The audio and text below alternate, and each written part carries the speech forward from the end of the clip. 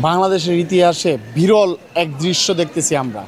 মানুষ উৎফুল্ল হয়ে মানে একটা আমাদের যে আমেজ, ঈদের আমেজ যেরকম তার চেয়েও বেশি উপচে পড়া বীর এবং হইলো আমার মনে হয় না এরকম মানে নিরপেক্ষ নির্বাচন এবং শৃঙ্খল ভবিষ্যতে হয়েছে। আমি দেখি নাই ভবিষ্যতে মানে ভবিষ্যতে হবে কিনা জানি না, অতীতে হয়েছে কিনা আমি দেখি নাই।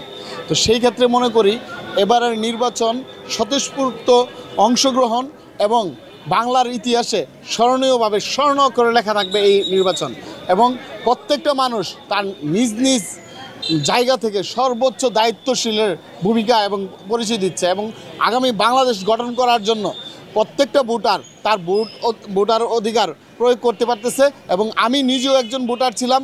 আমি 17 বছর পরে আমি যে একটা ভোট দিতে পারছি, এতে আমি অনেক আনন্দিত। আল্লাহর কাছে শুকরিয়া। আমার ভিতরে যে কীরকম আনন্দ কাজ করতেছে আমি বলে ভাষায় প্রকাশ করতে পারবো না।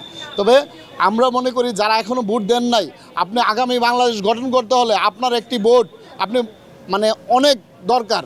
মানে যে কী কারণে দরকার আপনি ভবিষ্যতে বলতে পারবেন যে এই বাংলাদেশ তৈরি করতে গিয়ে আমি আমার ভোটটি দিয়ে অংশগ্রহণ করেছি। আসসালামু আলাইকুম।